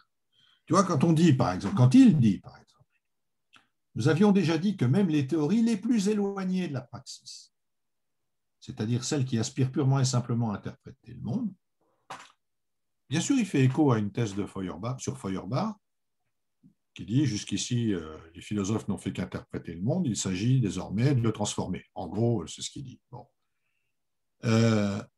Mais il ne nous dit pas que les philosophes se sont contentés d'interpréter le monde. Il ne conteste pas dans cette thèse, à mon avis, le fait que cette interprétation ait eu un effet pratique. Que ces interprétations ont eu des effets pratiques. D'ailleurs, si vous regardez par exemple la critique de l'économie politique classique que fait Marx, Marx, en gros, en substance, il dit l'économie politique classique naturalise le rapport de production capitaliste, et cette naturalisation, c'est-à-dire qu'en gros, il en fait un phénomène naturel, a un double effet. Un, ne pas interroger ce rapport quant à son sens anthropologique, et deux, maintenir l'économie politique dans le statut d'outil de l'idéologie dominante capitaliste. Bon. Si ça, c'est pas dire qu'il y a un effet de la théorie, un effet pratique de la théorie, je ne sais pas ce que ça veut dire. Ça veut dire très précisément cela. Et évidemment, quand elle est à ce stade, dans ce statut, la théorie entretient le rapport social dominant, le rapport social capitaliste. Elle l'entretient, elle le maintient en place, elle maintient la domination, elle entre au service. Alors, il y a des moments où tout ça s'opère dans l'inconscient du théoricien, c'est certain. Il y a des moments où l'inconscient prend une tournure très consciente. Si vous prenez Heidegger, l'adhésion heideggerienne au fascisme, pour moi, c'est l'aboutissement dans le champ de la pratique d'une certaine version de la lutte de classe dans la théorie que mène Heidegger. C'était d'une pratique théorique. C'est pas l'effet de la cécité d'un pauvre homme qui n'a pas tout compris, comme certains voudraient nous le faire croire. C'est logique, c'est l'aboutissement de la pensée heideggerienne, c'est l'aboutissement de l'être et le temps dans le champ de la pratique, par une prise de position politique de soutien au nazisme. Oui. Alors, attends, je n'ai pas fini. Mais il y a aussi le fait qu'une théorie est reçue. L'effet pratique se situe aussi dans la réception de la théorie. Et cette réception de la théorie elle-même n'est jamais neutre. Y compris dans le phénomène de réception, s'opèrent des questions qui ont quelque chose à voir avec la lutte de classe. Prenez Nietzsche.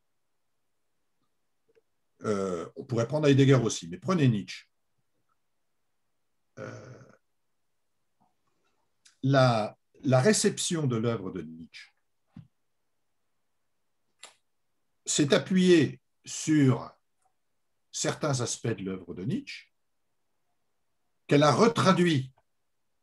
Je parle de la réception des années 68, qu'elle a retraduit dans un langage plus ou moins libertaire,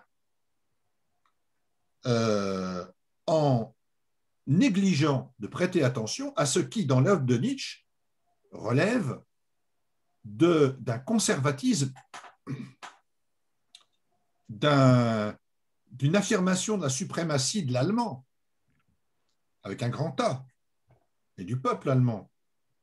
Tout ça est dans Nietzsche. Et on nous a reconstruit un Nietzsche qui était un Nietzsche, philosophe de la vie, de l'élan vital, enfin, presque de l'élan vital, parce que ce n'est pas un concept de Nietzsche, mais de l'homme supérieur. Enfin, vous vous rendez compte ce que ça veut dire pour un philosophe d'affirmer cette idée qu'il y a une partie de l'humanité qui est assez neuneux pour ne rien comprendre au mouvement et à l'essence des choses. Si ça n'a pas des effets pratiques, c'est pour ça que moi, par exemple, en ce moment, je suis en train de relire Nietzsche, une œuvre qu'on fait lire aux élèves en terminale, qui s'appelle La naissance de la tragédie à l'époque classique. À l'époque, La naissance de la tragédie, à l'époque, je ne me rappelle même plus du titre. Bon. Enfin, je leur dis quand même. Et je suis saisi à chaque page sur le fait, je me pose la question, mais comment peut-on prendre ce texte au sérieux? Comment peut-on prendre ce texte au sérieux? Voilà un texte qui refait complètement l'histoire de la tragédie, qui nous parle de la musique dans la tragédie en ignorant à peu près complètement ce qu'elle était l'état de la musique à l'époque où les Grecs jouaient la tragédie, Échille, Sophocle, pour nous parler de la musique allemande du 19e, qui de là fait un bond vers la suprématie de l'esprit allemand pour comprendre l'aspect tragique de la vie et le fondement dionysiaque du peuple allemand. Voilà ce qu'il y a là-dedans, voilà ce qu'on étudie. Et il y a évidemment une prise de position qui est une prise de position hyper conservatrice chez Nietzsche. Alors, en même temps, on s'est gargarisé du fait que Nietzsche nous offrait des armes, je ne sais pas lesquelles, à la résistance, au machinisme et à l'esprit capitaliste. Je ne vois pas où c'est. Je ne vois pas où c'est. La meilleure preuve, c'est que quelques dizaines d'années plus tard, les nazis plongeront là-dedans et se serviront, avec l'aide de la sœur, allègrement pour trouver des arguments et une vision, des éléments de vision du monde qui vont leur servir dans leur propagande. Voilà. Donc il y a plus que, comment dire, plus que simplement de l'inconscient, il y a du conscient, il y a de l'intention de transformer. Mais transformer, ça peut vouloir dire résister à la transformation. Vous comprenez, hein, c'est transformer et pas transformer en même temps. Hein, et je pense que c'est là que vient la question de la théorie, la question de l'idéologie, la question de la philosophie. Ce sont des disciplines, mais là, on pourrait en dire sous d'autres aspects de la même façon de la science, hein, des sciences. Ce sont des disciplines qui ont une dimension pratique, qui sont une pratique. Voilà. Et ça, oui, mais je pense qu'il faut y être très attentif, quoi. Oui, parce que on oppose parfois le théoricien abstrait, rêveur, le philosophe qui regarde en l'air et qui trébuche, qui tombe dans le puits, au solide théoricien révolutionnaire qui, lui, part de la pratique. Mais ce n'est pas comme ça que ça se passe. C'est pas comme ça que ça se passe. Et d'ailleurs, l'effet mystifiant de la théorie a fonctionné, y compris, je le dis, dans l'histoire du marxisme. Il a fonctionné dans l'histoire du marxisme. Et peut-être d'ailleurs ne pouvait-il pas en être autrement, je ne sais pas. C'est-à-dire que moi, c'est ça que je veux dire. Que oui, mais le truc, alors, on lit quand même un livre là de Sanchez Vasquez, donc il parle, là, on en est à un moment où dans le manifeste du Parti communiste, on donne une œuvre de commande, on dit à Marx, voilà comment mobiliser les prolétaires. Voilà, donc on est dans ce contexte-là, et comme le dit Sanchez Vasquez, il cherche à une justification à la praxis révolutionnaire. Donc il est bien évident que là, on est dans la recherche d'une praxis autre, puisque c'est une praxis qui abolit les rapports de production. Donc c'est dans ce sens-là que... Non, attends, laisse-moi finir, laisse-moi parler. Donc c'est dans ce sens-là, si tu veux, que Sanchez Vasquez introduit l'idée de praxis révolutionnaire, et que Marx aussi, finalement, essaye de justifier cette praxis révolutionnaire. Donc, tu parles d'autres pratiques bourgeoises, etc., mais ce sont des pratiques qui restent dans le giron du rapport de production, on est bien d'accord. Donc, ce sont, à proprement parler, ce n'est pas de ces types de pratiques, de non-pratiques, en fait, hein, puisque ce sont des pratiques qui entraînent la non-transformation. Donc, ce sont en quelque sorte des non-pratiques. C'est-à-dire, attends, donc, ce sont des théories, si tu veux, qui vont finalement suturer les contradictions pour qu'elles n'apparaissent pas. Donc, alors forcément, ce sont des pratiques par défaut et qui vont finalement faire en sorte que la praxis révolutionnaire ne pourra pas, pour un moment, aboutir. Voilà. Donc, mais je pense que là, le niveau qui intéresse Marx, c'est de bien discriminer finalement, justement, qu'est-ce que cette pratique révolutionnaire a de spécifique, et pas de l'amalgamer à la pratique bourgeoise pour qu'on n'y voit plus rien, quoi, tu vois. Donc après, on est dans la nuit où toutes les vaches sont noires, quoi. On est effectivement amené, si on veut avoir un outil pratique, révolutionnaire, il faut bien, comme le dit Marc, situer les choses au bon niveau, quoi. C'est pas...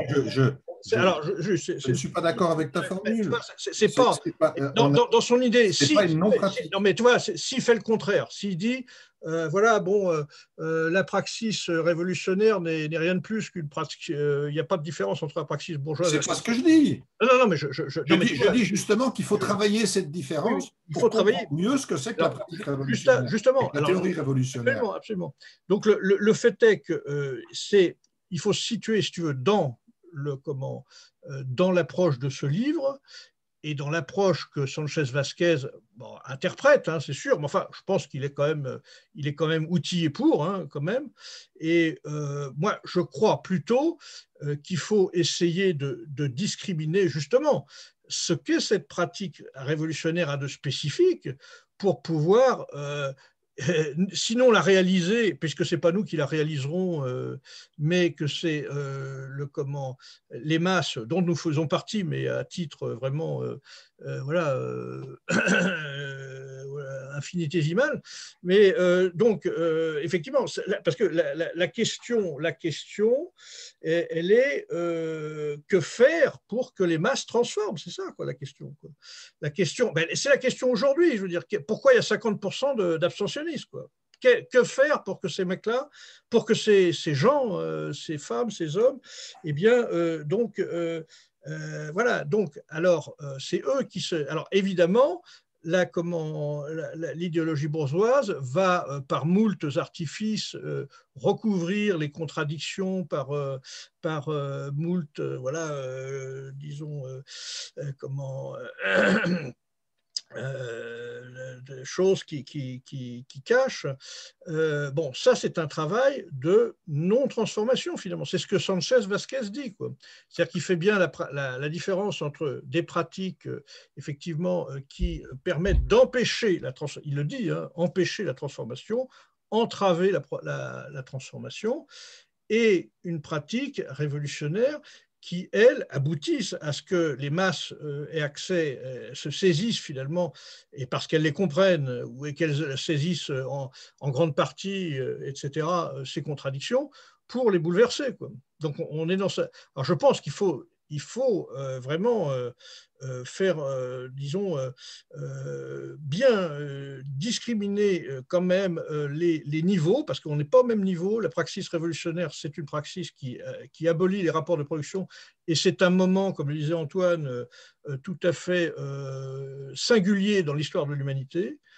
Et la praxis finalement bourgeoise qui ne fait que masquer les contradictions avec différents artifices.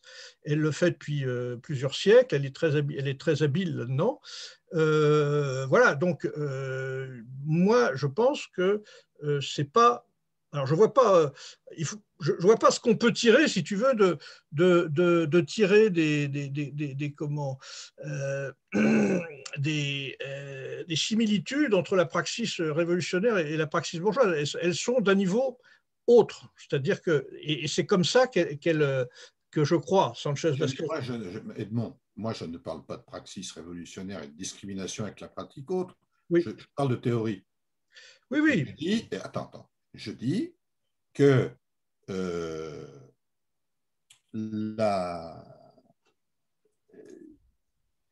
il traîne quelque part, plus ou moins clairement, une zone d'ombre autour de sur la question du lien entre la théorie au sens classique, non révolutionnaire, bourgeoise, tout ce que vous voulez, et la pratique bourgeoise. Que ce lien n'est pas un lien, contrairement à ce qu'il dit, de distance, mais c'est bien autre chose qui a quelque chose à voir avec l'intervention dans l'idéologie, les idéologies, l'intervention dans les représentations, la production d'images du monde qui ont un effet masquant, mais qui ont un effet. Voilà, c'est tout ce que je veux dire. Oui, alors, pour moi, c'est essentiel, parce qu'à quoi sert le marxisme s'il ne débat pas de ces questions? Ah bah il faut les questions centrales. Bon, on est d'accord. Après, à quoi sert la théorie révolutionnaire? La théorie, pour moi, hein, je ne parle qu'en mon nom, mais pour moi, la théorie révolutionnaire, le travail d'un théoricien révolutionnaire, ou tout au moins le travail d'un théoricien devient révolutionnaire, à partir du moment, ou le reste, à partir du moment où ce travail permet de mettre à jour les rapports sociaux qui dominent la société ou qui ne les dominent pas, mettre à jour les rapports sociaux, les porter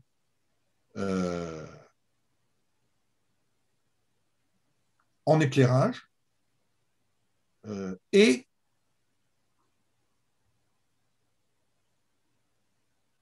élaborer à partir de ces lectures, parce qu'il y en a plusieurs, des champs possibles. Des champs possibles pour une transformation du monde qui répondent, c'est le troisième point, à la volonté, au désir, au projet d'une vie meilleure pour l'humanité. C'est à ça que sert la théorie révolutionnaire. En cela, si la théorie révolutionnaire fait ce travail-là, les effets pratiques ne peuvent être que favorables. Et je crois que c'est ça qui va la distinguer des autres théories dont on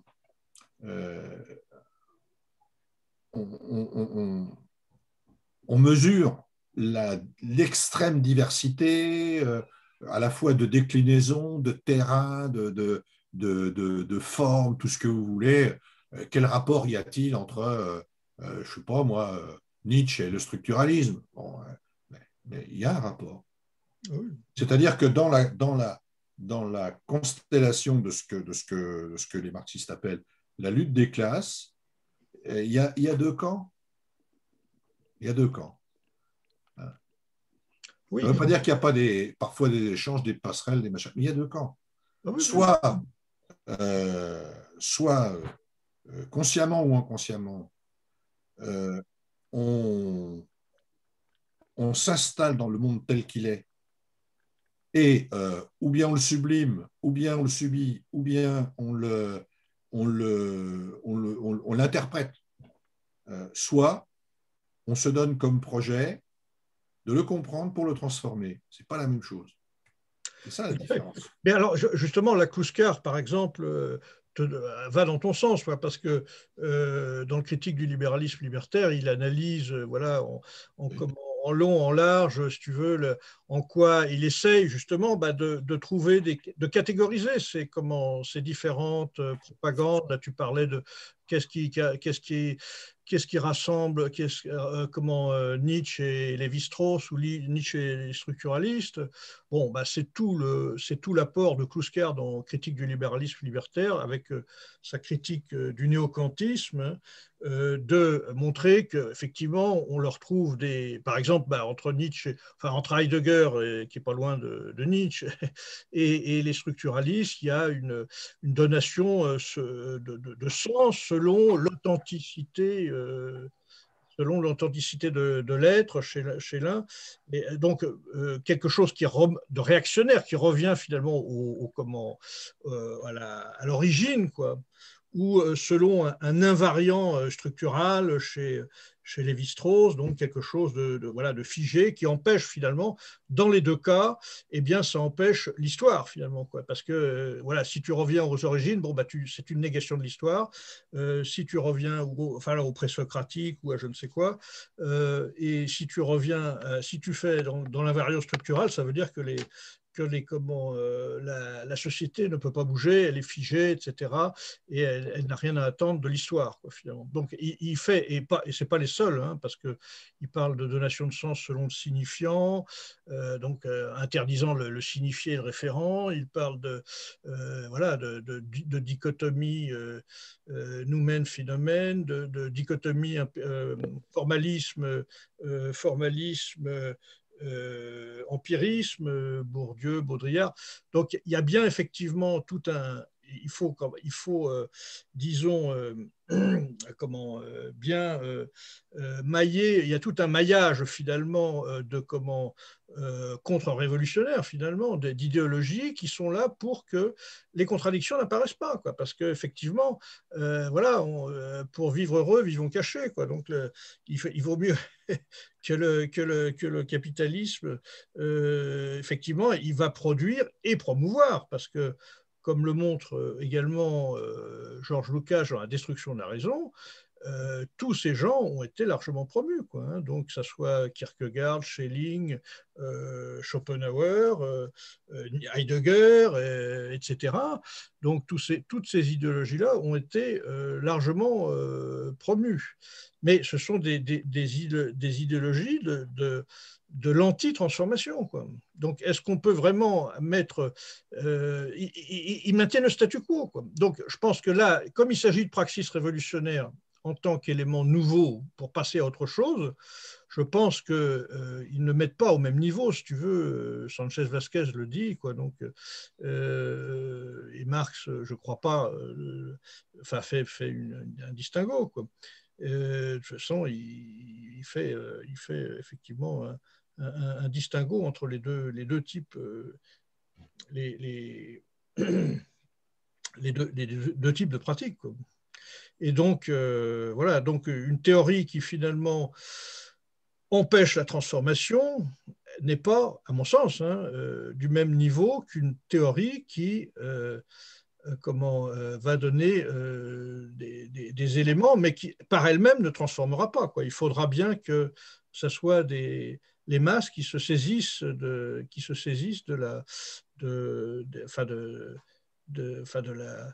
du mouvement de la société, et ça arrivera quand justement les contradictions affleureront de manière telle que on pourra plus les cacher, quoi. Donc déjà, on est dans une époque qui est quand même assez révélatrice, de ce côté-là, quoi. Je crois que, enfin, on est fondamentalement d'accord. Moi, simplement, ce que je dis, c'est que ces théories-là, ces théories de la non-transformation, comme tu les appelles, vaste sujet. Ah oui, ah ben ça, c'est un vaste sujet. L'idée Oui. même, Faut pas les négliger. la théorie de la transformation sociale, elle date, disons, De Marx. la deuxième moitié du XVIIIe siècle. Oui, Les premières théories de oui. transformation sociale, c'est la deuxième moitié du XVIIIe siècle, en Occident et dans notre culture commune. Bon. Donc, c'est quand même récent. Ah oui, c'est récent. Mais pour appréhender ces théories-là, il ne faut pas partir du principe qu'elles sont déconnectées de la réalité, mais qu'au contraire, elles sont dans la réalité et qu'elles sont, elles sont portées par des praxis. Je dis bien des praxis parce que elles sont des actes qui, même lorsqu'ils sont conservateurs, sont des actes, sont des pratiques. Voilà. Et c'est à ce niveau-là qu'il faut les comprendre, et pas comme des simples interprétations du monde. Bien sûr, ça aboutit à des interprétations du monde.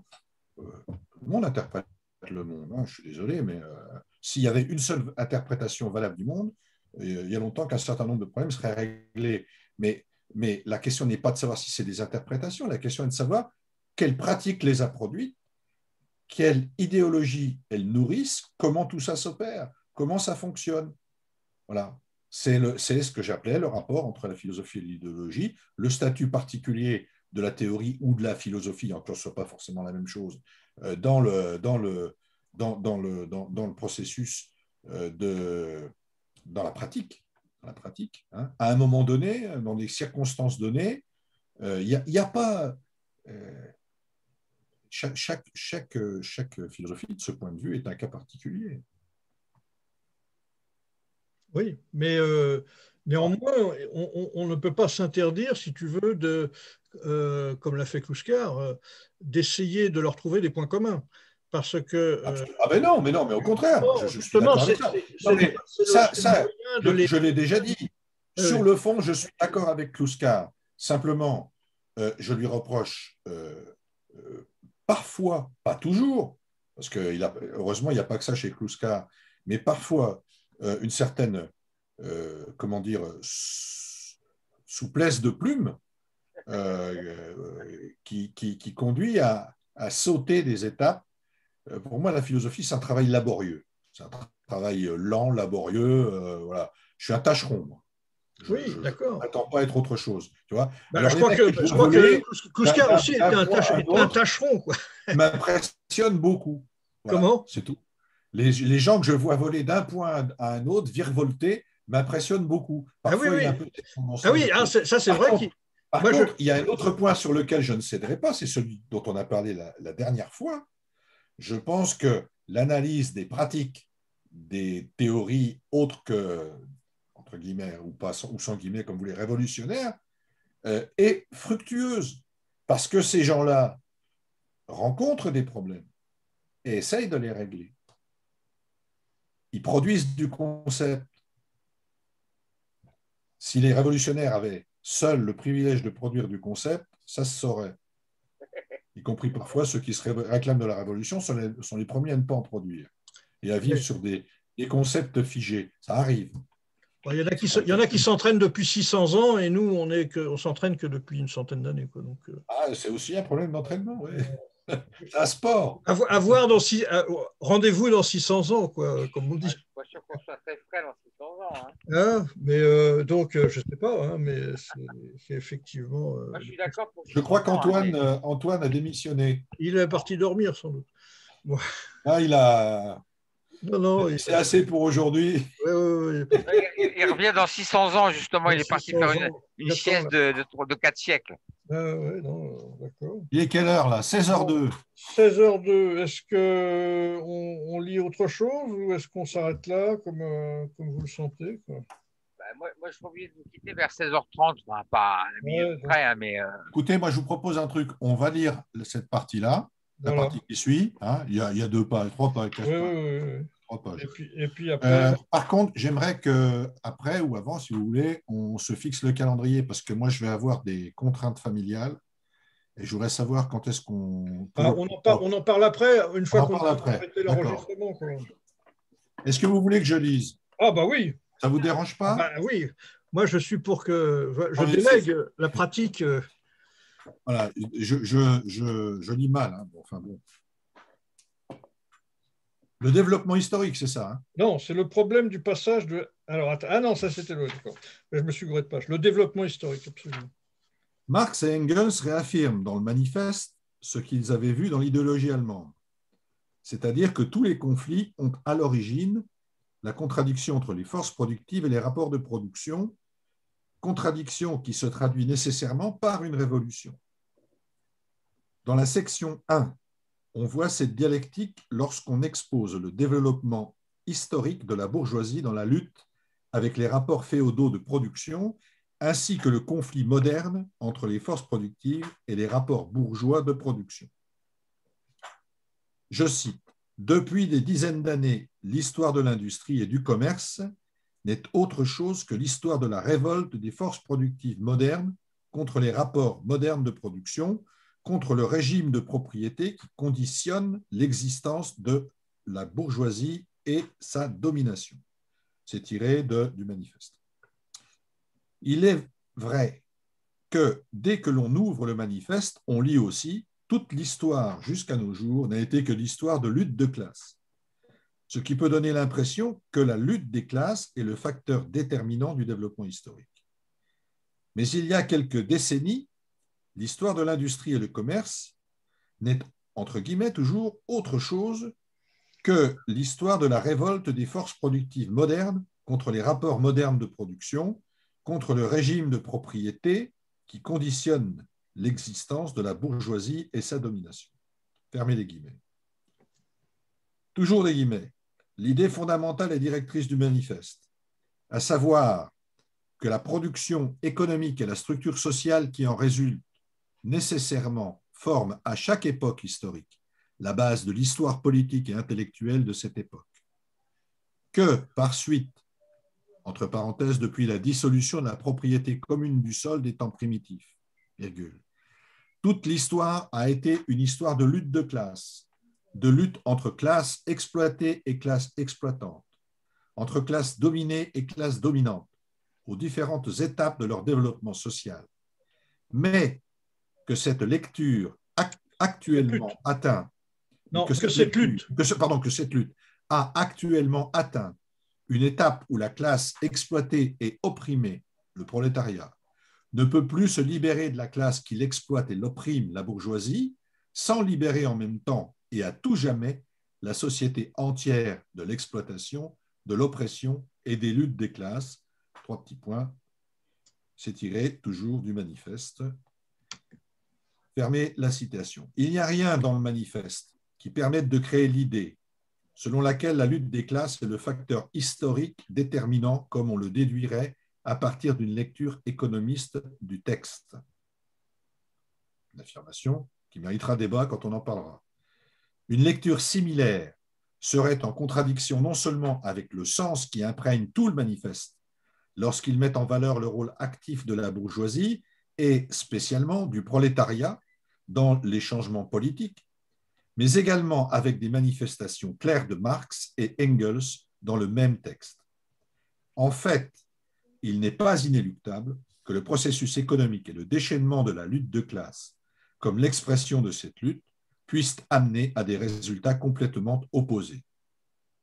Citation, 3 petits points, transformation révolutionnaire de la société tout entière, soit par la destruction des deux classes en lutte. Dans le manifeste sont exposés l'origine, le développement, la position et le rôle des deux classes fondamentales de la société bourgeoise. Section 1, bourgeoise et prolétaire. L'approche de la bourgeoisie est historique. C'est le produit d'une évolution liée aux changements produits dans le domaine économique.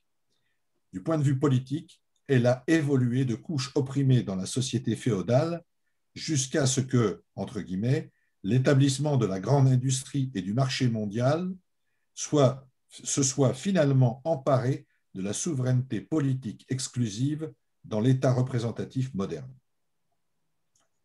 L'approche historique permet au manifeste de s'opposer au point de vue propre à l'économie politique bourgeoise, selon lequel les rapports bourgeois sont éternels et, par conséquent, pourraient échapper à leur transformation et disparition. Cela l'incite également à rejeter la condamnation du capitalisme avec un critère moral exclusivement par la misère et les souffrances qu'il engendre.